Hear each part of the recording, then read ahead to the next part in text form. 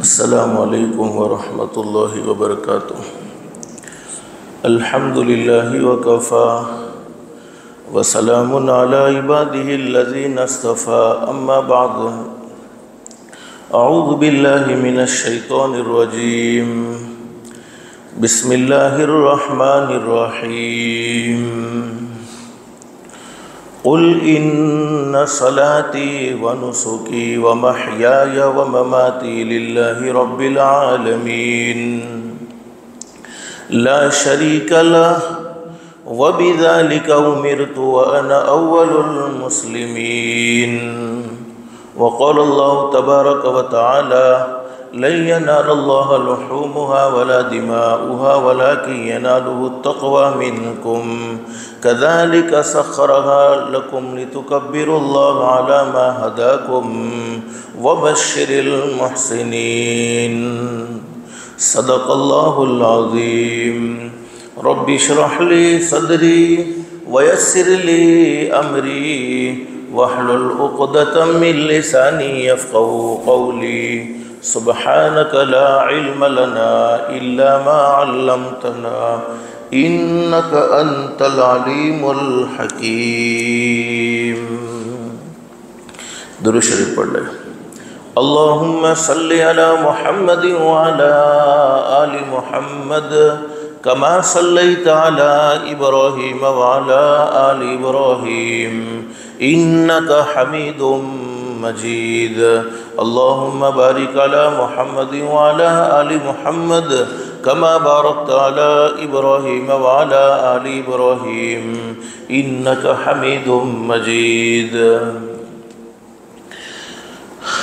آج جمعہ کا مبارک دن ہے اور عرفہ کا بھی دن ہے، ذی الحجہ کا مبارک مہینہ۔ سال میں بہت سے جمعہ آتے ہیں، مہینے کے کبھی 4 جمعہ ہوتے ہیں تو کبھی 5 جمعہ بھی ہوتے ہیں۔ علماء نے لکھا ہے کہ آج کا جمعہ یعنی ذی الحجہ کے شروع کے 10 دن میں آنے والا جمعہ سال کے تمام جمعوں سے افضل ہوتا ہے۔ اور حدیث شریف میں حضرت نبی کریم صلی اللہ علیہ وسلم کا یہ فرمان ہم نے کئی مرتبہ سنا ہے۔ جمعہ کے مبارک دن میں دعائیں قبول ہوتی ہیں، اللہ سے سوال کرتے ہیں۔ شرط یہ ہے کہ سوال جائز ہونا چاہیے، سوال ناجائز نہیں ہونا چاہیے۔ ہر جائز مراد اللہ سے جمعہ کے دن میں مانگی جاتی ہے تو اللہ رب العالمین اپنی بارگاہ میں ضرور منظور و مقبول فرماتے ہیں۔ علماء نے اس کی مختلف گھڑیاں بیان فرمائی ہیں کہ کون سی گھڑی ایسی ہوتی ہے جس میں دعائیں قبول ہوتی ہیں، تو اس میں مختلف باتیں ہیں۔ بعضوں کا کہنا یہ ہے جمعہ کی نماز سے پہلے، بعضوں کا کہنا یہ ہے جمعہ کی نماز کے بعد فوراً، بعضوں کا کہنا یہ ہے کہ مغرب کی نماز سے پہلے یعنی مغرب کی اذان ہونے والی ہو اس سے کچھ دیر پہلے ہم اللہ سے مانگتے ہیں، اللہ پاک ضرور قبول فرماتے ہیں۔ بعضوں کا کہنا یہ ہے عصر سے لے کر مغرب کے درمیان تک کا جتنا وقت ہے تمام کا تمام وقت قبولیت کا ہے۔ بہت ساری باتیں اس میں بیان فرمائی ہے۔ بہرحال ہمیں اتنا سمجھنا ہے کہ اللہ رب العالمین اپنے بندوں کی پکار تو ہر وقت سنتا ہے، ہر وقت منظور کرتا ہے۔ خود اللہ قرآن کریم میں فرماتے ادعونی استجب لکم، میرے بندو تم مجھ سے مانگو گے، تم مجھ سے سوال کرو گے، میں تمہارے سوال کو ضرور قبول فرماؤں گا، تمہاری دعاؤں کو ضرور سنوں گا۔ اللہ سے مانگیں گے اللہ پاک ضرور قبول فرمائیں گے۔ آج عرفہ کا بھی مبارک دن ہے، بہت پیارا دن ہے، اور کل آنے والا دن عید الاضحیٰ کا دن جس کو ہم اپنی زبان میں کہتے ہیں بقرہ عید۔ یہ بقرہ عید ہم کیوں مناتے ہیں؟ ہر سال ہمیں حکم ہے کہ اللہ کی راہ میں قربانی پیش کرو، اگر واجب ہیں تو ضروری ہے۔ اور حدیث شریف میں حضرت نبی کریم صلی اللہ علیہ وسلم نے بڑی زبردست بات بیان فرمائی۔ حضور صلی اللہ علیہ وسلم نے فرمایا میرا وہ امتی جس کو اللہ نے حیثیت دے رکھی تھی، جس کو اللہ نے مال دیا تھا، اس کے باوجود، مال ہونے کے باوجود، حیثیت ہونے کے باوجود، اس کے پاس وہ طاقت ہونے کے باوجود اس نے قربانی نہیں کی ہے۔ حضور صلی اللہ علیہ وسلم نے ارشاد فرمایا اسے عیدگاہ میں آنے کا کوئی حق نہیں ہے، یعنی وہ عید کی نماز ادا کرنے کے لیے نہ آوے جس نے قربانی کرنے کا ارادہ نہ کیا ہو، جس کا ارادہ قربانی کرنا نہ ہو۔ اس سے اندازہ لگاؤ کہ حضرت نبی کریم صلی اللہ علیہ وسلم نے اس عمل کو کتنا پسند فرمایا ہے۔ ایک مرتبہ ہمارے آقا تاجدار مدینہ محمد الرسول اللہ صلی اللہ علیہ وسلم تشریف فرما ہے، صحابہ کرام بھی بیٹھے ہوئے ہیں۔ حضور صلی اللہ علیہ وسلم نے صحابہ کرام کے درمیان میں یہ بات بیان فرمائی، میرے صحابہ کرام تم جانتے ہو یہ قربانی کیا چیز ہے؟ صحابہ نے فرمایا اللہ کے نبی ہمیں نہیں معلوم، آپ بتلائیے نا یہ قربانی کیا چیز ہے۔ تو حضرت نبی کریم صلی اللہ علیہ وسلم نے فرمایا یہ تمہارے ابا حضرت ابراہیم علیہ السلام کی سنت ہے، یعنی ان کا طریقہ ہے۔ اب صحابہ نے سوال کیا اللہ کے نبی اب ہم قربانی کریں گے، حضرت ابراہیم علیہ السلام کی سنت کو زندہ کریں گے تو ہمیں کیا ملے گا؟ لیکن کیا ملے گا اس سے پہلے میں آپ کو مختصر بتلاؤں کہ حضرت ابراہیم علیہ السلام اللہ کے زبردست نبی اور پیغمبر گزرے ہیں۔ قرآن کریم میں ان کا تذکرہ ہے، ایک مقام پر اللہ فرماتے ہیں وَاتَّخَذَ اللَّهُ إِبْرَاهِيمَ خَلِيلًا، میں نے ابراہیم علیہ السلام کو اپنا دوست بنایا۔ پیدا کرنے والا اللہ کہتے ہیں کہ میں نے ابراہیم علیہ السلام کو اپنا دوست بنایا۔ اور دوست کیوں بنایا؟ اس لیے کہ حضرت ابراہیم علیہ السلام ہر امتحان میں، ہر آزمائش میں مکمل اترے ہیں۔ اللہ رب العالمین نے جہاں جہاں ان کا ایگزام لیا ہے، ان کی پریکشا لی ہے۔ دیکھو بہت سے لوگ قربانی کی یہ داستان کو سننے کے بعد کیا سوچتے ہیں، جن کا اللہ پر مضبوط یقین نہیں ہوتا، حضرت نبی کریم صلی اللہ علیہ وسلم کی باتوں پر مضبوط یقین نہیں ہوتا، تو وہ کبھی کبھی دل میں یہ خیال پیدا کرتے ہیں کہ حضرت ابراہیم علیہ السلام کو تو پہلے سے سب معلوم تھا کہ کیا ہونے والا ہے۔ یہ ایسی قرآن کریم نعوذ باللہ کوئی ڈراموں کی اور کوئی مذاق کی کتاب نہیں ہے، بلکہ اس میں جتنی باتیں لکھی ہے وہ حقیقت پر مبنی ہے، یعنی سچ بات ہے اور قیامت تک کے آنے والے انسانوں کے لیے پیغام ہے۔ اللہ قرآن کریم میں فرماتے وَقَالَ إِنِّي ذَاهِبٌ إِلَىٰ رَبِّي سَيَهْدِينِ رَبِّي هَبْ لِي مِنَ الصَّالِحِينَ۔ حضرت ابراہیم علیہ السلام مختلف آزمائشوں سے گزرے ہیں، بڑھاپے کی عمر ہو چکی ہے، 90 سال کی یا 87 سال کی عمر ہو چکی ہے، اور اللہ رب العالمین سے اولاد مانگ رہے ہیں۔ الہ العالمین ربی حب لی من الصالحین۔ علماء نے مسئلہ لکھا ہے کہ اگر اولاد چاہیے تو تعویذ والے باپو نہیں دے سکتے ہیں، بولو اولاد دینے والی ذات کس کی ہے؟ اللہ ہی کی ہے۔ ربی حب لی من الصالحین، اگر کوئی چاہتا ہو کہ میرے گھر میں بیٹا پیدا ہو اور فرما بردار بیٹا ہو اور آنکھوں کی ٹھنڈک بیٹا پیدا ہو تو اس کو اس دعا کا اہتمام کرنا چاہیے، ربی حب لی من الصالحین، اے اللہ تو مجھے نیک صالح بیٹا عطا فرما دے۔ حضرت ابراہیم علیہ السلام کی دعا کو اللہ نے بڑھاپے میں سن لیا۔ فلما بلغ معه السعي، جب بیٹا ربی حب لی من الصالحین وبشرناه بغلام حلیم، حضرت ابراہیم علیہ السلام کو خوشخبری سنائی گئی کہ ہم تمہیں ایسا بیٹا عطا فرمانے والے ہیں جو بڑی برداشت کی طاقت رکھنے والا ہے، تمہاری آنکھوں کی ٹھنڈک ہوگی اور تمہیں دیکھ کر اسے خوشی ہوگی، چونکہ ماں باپ کا سب سے بڑا قیمتی سرمایہ ان کی اولاد ہوتی ہے۔ ہزاروں لاکھوں کروڑوں کی ملکت موجود ہے لیکن اولاد کنٹرول میں نہیں تو وہ ملکت کسی کام کی نہیں ہوتی ہے۔ فرمایا وبشرناہ بغلام حلیم۔ اب بچپن آئے، مختلف آزمائشوں سے گزرے ہیں، وہ ساری تفصیلات مجھے مختصر سے وقت میں ذکر نہیں کرنی ہے، لیکن وہ موقع آیا فلما بلغ معه السعي قال يا بني إني أرى في المنام أني أذبحك فانظر ماذا ترى۔ جب حضرت ابراہیم علیہ السلام کا بیٹا حضرت اسماعیل علیہ السلام ایک سمجھداری کی عمر کو پہنچ گئے، اس میں علماء نے مختلف باتیں فرمائی ہے، یا تو 10 سال کی عمر ہے یا 12-13 سال کی عمر ہے۔ 12-13 سال کی عمر میں بیٹے سے بڑی محبت ہوتی ہے، اس وقت بیٹا باپ کا سہارا بن جاتا ہے، شانہ بشانہ باپ کے کھڑا رہتا ہے، اور اس وقت جب بیٹا فرما بردار بھی ہو، اللہ سے مانگ کے لیا ہو، کوئی اولاد نہ ہو، اس وقت تو بولو کتنی زیادہ محبت اللہ پاک نے ماں باپ کے دل میں اولاد کی رکھی ہے۔ ارے ماں باپ کی دل میں تو ہر بیٹے بہت پیارے ہوتے ہیں، لیکن جب ایک ہو اور وہ بھی بڑھاپے کی عمر کا ہو تو کیسی زبردست محبت ہوگی۔ لیکن حضرت ابراہیم علیہ السلام کا دل اللہ نے خاص اپنے لیے کیا ہوا تھا۔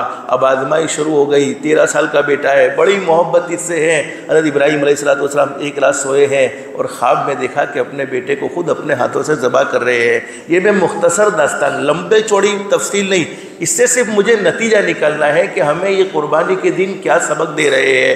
اب وہ خواب دیکھا، انبیاء کرام کا خواب یہ وحی ہوتا ہے، ہمارے خواب کی بولو کوئی حقیقت ہوتی نہیں، ہم تو دن میں جو کام کرتے ہیں رات کو اسی کے خیالات پیدا ہوتے ہیں اور وہی خواب میں آتی ہے۔ اب بہت ساری چیزیں ہوتی ہیں لیکن ابھی اس کی تفصیل ذکر کرنے کی کوئی ضرورت بھی نہیں ہے اور اتنا وقت بھی نہیں ہے۔ اب حضرت ابراہیم علیہ السلام نے صبح میں اپنے بیٹے کو یہ خواب سنایا، اور بیٹا چونکہ سمجھدار ہو چکا تھا 13 سال کی عمر ہوگی، 10 سال کی عمر ہوگی، سمجھ میں یہی آتا ہے کہ 13 سال کی عمر ہوگی، جب جا کے قرآن کریم کا یہ خوبصورت انداز فَلَمَّا بَلَغَ مَعَهُ السَّعْيَ قَالَ يَا بُنَيَّ إِنِّي أَرَىٰ فِي الْمَنَامِ إِنِّي أَذْبَحُكَ فَانظُرْ مَاذَا تَرَىٰ۔ اے میرے پیارے بیٹے اسماعیل، آج میں نے خواب دیکھا ہے اور خواب میں یہ منظر دیکھا ہے کہ میں اپنے ہاتھوں سے تجھے ذبح کر رہا ہوں۔ اب کوئی بیٹا ہوتا تو ابا یہ کیسا خواب تم نے دیکھا ہے، ارے اس خواب کی کیا حقیقت ہو سکتی ہے؟ لیکن حضرت اسماعیل علیہ السلام چونکہ ماں باپ کی تربیت اچھی ہوتی ہے، ماں باپ نیک ہوتے ہیں، تو گھر میں پیدا ہونے والی اولاد بھی نیک ہوتی ہے۔ اب بیٹے نے فوراً جواب دے دیا، او میرے ابا، اللہ رب العالمین کی طرف سے تمہیں جس چیز کا حکم ملا ہے اس حکم کو پورا کرنے میں دیر نہ کیجئے، بلکہ اس حکم کو پورا کر گزریے۔ قول یا ابت افعل ما تؤمر، یہ قرآن کریم کا خوبصورت انداز۔ آپ کو اگر عربی زبان کا علم ہوتا تو باپ بیٹے کی باتیں سننے کے بعد آپ تعجب کرتے کہ یہ معصوم بیٹا اپنے باپ سے کیسی باتیں کر رہا ہے۔ اور آگے حضرت اسماعیل علیہ السلام نے کیا فرمایا، دیکھو، قول یا ابت افعل ما تؤمر۔ حضرت ابراہیم علیہ السلام نے جب یہ بات کہی کہ بیٹا میں خود تجھے اپنے ہاتھوں سے ذبح کرتا ہوں، تو یہ نہیں کہا کہ تم مجھے ذبح کر دو، بلکہ اللہ نے جس چیز کا بھی تمہیں حکم دیا ہے، صرف ذبح کرنا ہی خاص نہیں ہے۔ اگر اللہ نے جس چیز کا، مثال کے طور پر اللہ رب العالمین نے یوں کہا ہے کہ بیٹے کو جلا دو تو جلا دیا جائے، بیٹے کو مار دو تو مار دیا جائے، صرف ذبح کرنا ہی نہیں، جس چیز کا اللہ نے تمہیں حکم دیا ہے اس چیز کو تم پورا کر گزریے۔ ستجدنی انشاء اللہ من الصابرین، او میرے ابا، میں بھی صبر کرنے والوں میں سے تم مجھے پاؤ گے۔ یہ نہیں کہ اپنی عقل اور اپنی بڑائی نہیں بتلائی کہ میں اللہ کے حکم کو پورا کرنے کے لیے بالکل تیار ہوں، نہیں، میں کمزور ہوں، لیکن میرا اللہ مجھے صبر دے گا۔ جب اللہ پاک مجھے صبر دے گا تو اللہ کی ذات عالی سے امید ہے تم مجھے صبر کرنے والوں میں پاؤ گے۔ فلما اسلم وتلہ للجبین، علماء نے لکھا ہے کہ تاریخ میں 2 موقع ایسے ہیں جس میں آسمان کے فرشتے بہت روئے ہیں، آسمان کے فرشتے چیخ چیخ کر، چلا چلا کر روئے ہیں۔ یہ تاریخ میں 2 موقع ایسے آئے ہیں جس میں آسمان کے فرشتوں کو رونا بہت زیادہ آیا ہے۔ اس میں ایک موقع جب حضرت ابراہیم علیہ السلام اپنے معصوم بیٹے اسماعیل علیہ السلام کو لے کر چلے ہیں، اور وہ قربانی کے ارادے سے، مکمل تفصیل ذکر نہیں کرنے کے بیچ میں شیطان نے کیا ورگلایا وہ ساری باتیں موجود ہیں، لیکن حضرت ابراہیم علیہ السلام بالکل تیار تھے۔ فلما اسلم وتلہ للجبین ونادیناہ ان یا ابراہیم، حضرت اسماعیل علیہ السلام پوری طریقے سے تیار ہو چکے ہیں، اپنے بیٹے کو لٹایا اور ان پر چھری چلانے کا ارادہ کیا، لیکن بولو چھری بھی کس کے حکم کی محتاج؟ اللہ کے حکم کی محتاج، چل نہیں رہی ہے۔ حضرت ابراہیم علیہ السلام، مفسرین نے لکھا ہے، کئی مرتبہ کوشش کر رہے ہیں، کئی مرتبہ ٹرائی کر رہے ہیں، لیکن وہ چھری چلنے کو تیار نہیں۔ پھر اللہ رب العالمین کی طرف سے وہ امتحان مکمل ہوا تو اللہ رب العالمین نے حضرت اسماعیل علیہ السلام کی جگہ پر جنت سے ایک دمبا بھیجا ہے، پھر اسی کو قربان کیا گیا، وہیں سے قربانی کا یہ سلسلہ شروع ہوا ہے۔ اللہ رب العالمین نے کیا زبردست بات بیان فرمائی، وَنَادَيْنَاهُ أَن يَا إِبْرَاهِيمُ قَدْ صَدَّقْتَ الرُّؤْيَا، اللہ نے فرمایا، او میرے ابراہیم، شاباش، تم نے اپنا خواب سچ کر دیا، تم نے اپنا خواب سچ کر دیا۔ قد صدقت الرؤیا انا کذالک نجزی المحسنین، ہم نیکی کرنے والوں کو اسی طریقے سے بدلہ دیتے ہیں۔ اللہ فرماتے ان ھذا لہو البلاء المبین، یہ کوئی معمولی قربانی نہیں تھی، یہ کوئی معمولی امتحان نہیں تھا۔ سگے بیٹے کے گلے پر چھری چلا دینا، وہ بھی بڑھاپے کی اولاد میں بیٹا ملا ہو، بڑی تمناؤں کے بعد، بڑی دعاؤں کے بعد، اور دل میں بڑی محبت پکڑ لی ہو، پھر اس بیٹے کو اللہ کی راہ میں قربان کرنا، یہ کوئی معمولی قربانی نہیں تھی۔ ان ھذا لہو البلاء المبین وفدیناہ بذبح عظیم وترکنا علیہ فی الآخرین سلام علی ابراہیم۔ یہ حضرت ابراہیم علیہ السلام کا مختصر تذکرہ قرآن کریم میں موجود ہے۔ ویسے تو کئی مقامات پر یہ باتیں بیان فرمائی کہ حضرت ابراہیم علیہ السلام ہر امتحان میں کامیاب ہوئے ہیں، تو مجھے اصل بتلانا یہ ہے کہ حضرت ابراہیم علیہ السلام کے اس واقعے سے ہمیں یہ پیغام ملا ہے کہ اللہ کی راہ میں سب کچھ کر گزرنا چاہیے تو کر گزر لینا چاہیے۔ کہا نا آسمان کے فرشتے 2 موقع پر بہت روئے، ایک وہ موقع جس وقت حضرت ابراہیم علیہ السلام نے اپنے بیٹے حضرت اسماعیل علیہ السلام پر چھری چلائی، اس منظر کو دیکھ کر آسمان کے فرشتے بہت روئے ہیں۔ اللہ رب العالمین کی طرف سے پھر اللہ نے ایک جانور بھیجا اور اسی کی قربانی ہوئی۔ حدیث شریف میں موجود ہے، حضرت نبی کریم صلی اللہ علیہ وسلم تشریف فرما ہے، ہمارے نبی صلی اللہ علیہ وسلم نے صحابہ کرام کے درمیان میں یہ بات بیان فرمائی، میرے صحابہ کرام تم جانتے ہو یہ قربانی کیا چیز ہے؟ صحابہ نے فرمایا اللہ کے نبی آپ بتلا دیجیے نا قربانی کیا چیز ہے؟ فرمایا سنت ابیکم ابراہیم، یہ تمہارے ابا حضرت ابراہیم علیہ السلام کی سنت ہے۔ اب صحابہ نے پوچھا اللہ کے نبی اس پر ہمیں کیا ملے گا؟ تو حضور صلی اللہ علیہ وسلم نے فرمایا کہ تمہارے جو قربانی کا جانور ہے اس کے بدن پر جتنے بال ہوتے ہیں اس کے بال کے بقدر تمہیں نیکیاں ملے گی۔ صحابہ نے پوچھا اللہ کے نبی دمبا یعنی گھیٹے کے بدن پر تو بال نہیں ہوتا، اس کے بدن پر تو اون ہوتا ہے، تو اس کے بدلے میں ہمیں کیا ملے گا؟ کہ جتنے اون کے جتنے بال ہے اسی کے بقدر تمہیں نیکیاں ملے گی۔ تو میں مختصر بتلانا یہ چاہتا ہوں، بہت سے لوگوں کی ایک سوچ ہے، یہ غلط سوچ ہے اور یہ مشہور سوچ ہے، اور کئی لوگ ہم نے سمجھدار لوگوں کو یہ سوچتے ہوئے دیکھا ہے، وہ کیا کہتے ہیں قربانی کے دن میں تو ہم گوشت کھاتے ہیں، تو ہر ایک کے گھر میں قربانی ہوتی ہے، اس دن ہم قربانی نہ کریں اور کوئی اور اچھا کام انہی پیسوں کا کر لے، تو کیا مسئلہ ہے؟ یہ سوچتے ہیں کہ قربانی، حالانکہ قربانی گوشت کھانے کے لیے بولو نہیں ہوتی۔ اللہ قرآن کریم میں فرماتے لن ینال اللہ لحومها ولا دماؤها ولکن ینالہ التقوی منکم، اللہ فرماتے ہو میرے بندو یہ مت سمجھو کہ تم قربانی کرو تو تمہاری قربانی کا گوشت ہمارے پاس، تمہارا قربانی کا گوشت نہیں پہنچتا ہے، لن ینال اللہ لحومها ولا دماؤها، اور تمہارا اس کا خون بھی نہیں پہنچتا ہے، گوشت بھی نہیں پہنچتا ہے، بلکہ تمہارے یہاں تو تمہارا تقوی دیکھا جاتا ہے، تم کس نیت سے قربانی کرتے ہو، تمہارے دل میں اللہ کا ڈر کتنا ہے۔ تو بہت سے لوگوں کی یہ سوچ ہوتی ہے کہ قربانی کے دنوں میں کوئی اور کام کر لے۔ حدیث شریف میں موجود ہے، عید الاضحیٰ کا موقع تھا، حضرت نبی کریم صلی اللہ علیہ وسلم عید کے دن خطبہ دے رہے تھے، اور حضور صلی اللہ علیہ وسلم نے صحابہ کرام کے درمیان میں یہ بات بیان فرمائی، میرے صحابہ کرام سنو، آج کے دن میں کسی نے قربانی سے اچھا کوئی عمل نہیں کیا، اس نے سونے چاندی کو بھی خرچ کر دیا ہو لیکن وہ قربانی سے بہتر بولو ہو سکتا نہیں ہے۔ آج کے دن میں کسی نے قربانی سے اچھا کوئی عمل نہیں کیا۔ پھر ہمارے نبی صلی اللہ علیہ وسلم نے فرمایا ہاں ٹوٹے ہوئے تعلقات کو جوڑ دیا تو اور بات ہے۔ اس سے اندازہ لگاؤ، یہ حدیث شریف میں لکھا ہے، میں اپنی مرضی سے نہیں کہتا، حضور صلی اللہ علیہ وسلم کہنا یہ چاہتے ہیں کہ قربانی سے افضل تو بولو کوئی عمل آج کے دن میں ہوا، اگرچہ پورا کا پورا سونا خرچ کر دیا جائے، اگرچہ پورا کا پورا چاندی خرچ کر دیا جائے، لیکن قربانی کے برابر وہ عمل نہیں ہو سکا ہے۔ لیکن دو مسلمان لڑے ہوئے تھے، دو مسلمان کے تعلقات ٹوٹے ہوئے تھے، اور انہوں نے اپنے تعلقات کو جوڑ لیا، تو یہ جوڑ لینا قربانی سے بھی بڑھ کر ہو سکتا ہے۔ یہ حضرت نبی کریم صلی اللہ علیہ وسلم نے اپنی سچی زبان مبارک سے یہ بات بیان فرمائی۔ اس سے کیا معلوم ہوا؟ حضور صلی اللہ علیہ وسلم کہنا یہ چاہتے ہیں، جب دو مسلمان آپس میں لڑے ہوئے ہو، انہوں نے بولنا بند کر دیا ہو، ہر پیر اور ہر جمعرات کو بندوں کے اعمال اللہ کے دربار میں پیش کیے جاتے ہیں، لیکن ایسے دو آدمی جنہوں نے آپس میں بولنا بند کر دیا ہے، دلوں میں دشمنیاں لے کر گھومتے ہیں، اللہ پاک فرشتوں سے فرماتے ہیں ان کو ان کے حوالے کر دو جب تک کہ آپس میں صلح نہ کر لے۔ اور علماء جانتے ہیں، ایک حدیث میں لکھا ہے، نہ ان کی نمازیں قبول ہوتی ہے، نہ ان کی دعائیں قبول ہوتی ہے۔ اللہ ہم سب کی حفاظت فرمائے۔ حدیث شریف میں موجود ہے، بہت سے لوگ ایسے جن پر قربانی واجب نہیں ہوتی ہے، قربانی واجب ہے تو ضرور کر لینی چاہیے، اس پر بڑے اجر ہے، بڑے ثواب ہے، حدیث شریف میں بڑی فضیلت بیان فرمائی ہے، لیکن واجب نہیں ہے۔ ایک صحابی نے اللہ کے نبی سے پوچھا، اللہ کے نبی میں تو بہت غریب آدمی ہوں، میرے پاس قربانی کرنے کی کوئی صلاحیت نہیں ہے، لیکن ہاں اللہ کے نبی ایک مادہ جانور ہے، نر مادہ، یعنی ایک جانور ایسا ہے جو دودھ دینے کی صلاحیت رکھتا ہے، اور وہ مجھے کسی نے دیا ہے اور اسی سے میں دودھ پیتا ہوں اور اپنا پیٹ پالتا ہوں۔ اللہ کے نبی کیا میں اس جانور کی قربانی کر لوں؟ حالانکہ میرے پر قربانی واجب نہیں ہے اور میرے پاس اتنا مال نہیں ہے کہ میں قربانی کر سکوں۔ تو حضور صلی اللہ علیہ وسلم نے فرمایا نہیں، تمہیں قربانی کرنے کی اس جانور کی ضرورت نہیں ہے، بلکہ وہ اپنی ضرورت کے لیے رکھو۔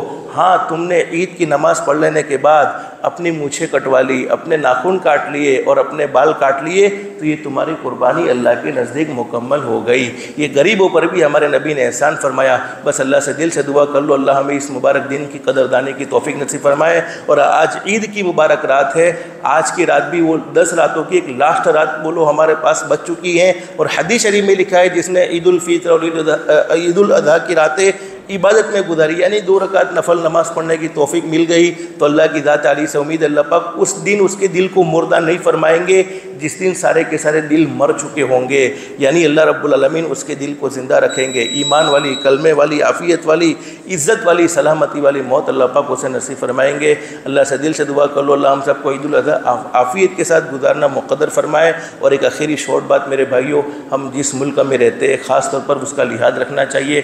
واٹس ایپ پر اپنے قربانی کے فوٹو رکھنے کی بولو کوئی ضرورت ہوتی نہیں ہے، اسٹیٹس پر کسی کو بتانے کی کوئی ضرورت نہیں ہے، پیدا کرنے والے اللہ کو سب معلوم ہے، اللہ رب العالمین سب جانتے ہیں، اللہ کو ہی بتانا ہے۔ اسی طریقے سے اور ایسی کوئی تکلیف نہیں ہونی چاہیے ہمارے نہ مسلمان بھائیوں کو تکلیف پہنچے گندگی کی وجہ سے، نہ ہمارے ملکی بھائیوں کو کوئی تکلیف پہنچے، ان باتوں کا بھی خاص طور پر اہتمام کرنا ہے۔ اللہ ہم سب کو عمل کی توفیق نصیب فرمائے، ہماری دنیا بھی بہتر سے بہتر بنائے، آخرت بھی بہتر سے بہتر بنائے، اللہ کے احکام کے مطابق حضرت نبی کریم صلی اللہ علیہ وسلم کے طریقے کے مطابق زندگی گزارنے کی توفیق و سعادت نصیب فرمائے۔ اللہ پاک ہم سب کو کہنے سننے سے زیادہ استخلاص اور استقامت کے ساتھ عمل کی توفیق نصیب فرمائے۔ آمین یا رب العالمین۔ وآخر دعوانا ان الحمد للہ رب العالمین۔